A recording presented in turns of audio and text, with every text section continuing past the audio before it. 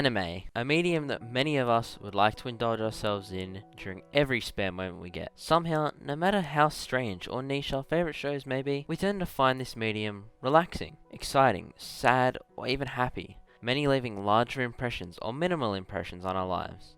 It teaches us things that many other forms of media just can't do. Through the large and vast landscapes and environments that we as viewers get to explore with our favourite characters. But looking in from the outside, it is interesting to see the large colour palettes chosen by each studio for each anime, and how this can improve the experience as we continue to watch our favourite forms of media. Recently I had the opportunity to re-watch the hit 2016 anime film, Your Name. This anime may ring a bell to the large majority of viewers. I assume this as even people who didn't know about anime were hearing about this record-breaking animated film. To me, I find this anime to be one of my favourites that I have had the chance to watch in my whole anime watching career. The story, the characters, the animation, the colours. This beautiful movie draws everyone in from any walk of life by pulling on all the strings that connect each one of us to our most locked in and hidden emotions. But do you think that maybe this movie would be very different if the choices of colour were different? As an ordinary viewer, you may only notice the story and the beautiful animation, but without realizing the biggest influence of how the anime makes you feel, whether it is happy or sad, is the color choices hidden within.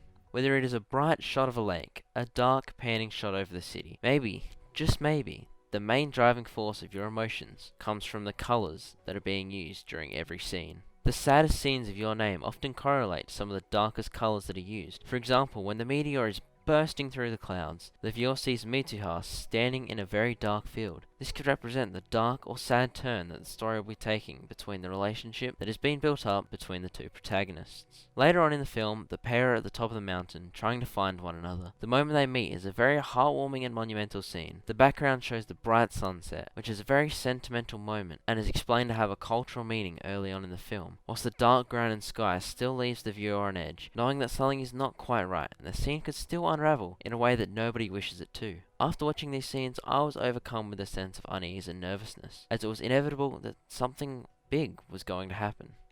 Many romance anime like Your Name, for example A Silent Voice and Your Lie in April, use colour as a way of expressing to the viewer how they should feel and why they should feel that. Your Lie in April uses high and low contrast colours to explain the way the story is moving, and what is most likely going to happen. Most notably, with Kaori's hair, as she begins with a beautiful yellow, showing how full of life and energetic she is, although later on, as she begins to deteriorate, her hair colour becomes a faded, sickly looking colour. This colour choice is telling the viewer that there is an obvious turn of event. Not only does Kaori's hair colour change, but every episode also begins to turn more monotone, until the final minutes of the series, where the viewer is reminded of the happy times with the group of characters through flashbacks that contain very bright, colourful and vibrant scenes, leaving a positive end to the series. You may see in every anime a variation of different colours, each trying to tell their own stories by influencing the emotions of the person watching, often helping to shape the impression the show may leave, or the messages that the viewer decides to take with them. I find that many of the Ghibli movies